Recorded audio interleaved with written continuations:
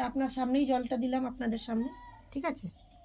এবার একটা জামা গায়ে দিয়ে দিতে বলবে দাদা। এটা কচু পাতা, আমরা সবাই জানি কচু পাতা জল ঠেকে না, তাই তো? ধরে রাখতে পারে না কচু পাতা, আমরা সবাই জানি। আজ পর্যন্ত যত দিনই গেছে, যত আগে হোক, নতুন আজকের জমানায় হোক, কোনো দিনই কচু পাতা জল ধরে রাখতে পারে না। তাহলে কি হয়, যে কোনো জিনিস আপনি যখন এই পাতার উপর দেবেন তাহলে সে গড়িয়ে জলটা চলে যাবে। এখন দেখুন, আপনি যা কিছু দেবেন, আপনি ওষুধ দেবেন, যা কিছু দেবেন, আপনার পাতায় বা গোড়ায় ধরে রাখতে পারে না, সেটার প্রমাণ বলছি।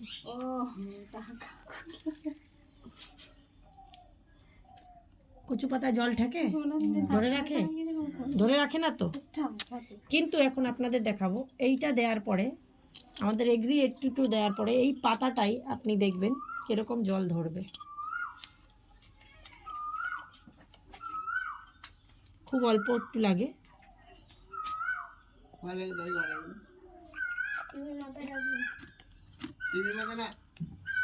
এই যে দিলাম এগ্রি 82টা, এবার দেখবেন এটা কিভাবে পাতার আপনার পুরোটা জল কিভাবে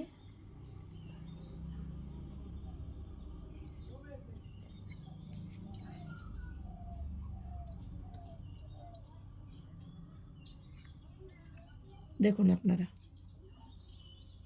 দেখুন দেখুন দেখুন পাতাটা কি ভিজেছে।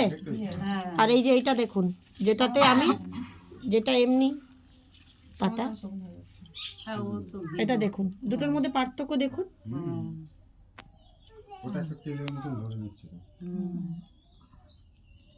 দেখতে পাচ্ছেন ম্যাডাম? আপনি দেখছেন? দেখেন পার্থক্যটা দেখুন, এটা পুরো শুকনো আর এটা শুধু শুধু উপরে না, আপনি নিচে দেখেন মানে জলটা চারিদিকে, সে যে কোনো খাবার আপনি দেবেন গাছকে, এর কাজ হচ্ছে পুরো গোড়ায় গোড়ায়। ওই বিষটা দিলে মানে বিষ না, এটা এটা খাওয়ার গাছ। ওই গাছ যাই হোক আমাদের কাছে হ্যাঁ বিষের মতনই না, দেখেন আমরা ওষুধও খাই আমাদের জীবনে, আমাদের রোগ হলে আমরা ওষুধ খাই, কিন্তু আমাদের ভাত ডাল কিন্তু ওষুধের মতো না। ভাত ডাল তরকারি আলাদা জিনিস, আর ভাত ডাল তরকারি আলাদা জিনিস, আর আমাদের যে ওষুধ সেটা আলাদা জিনিস। ওষুধ কিন্তু আমরা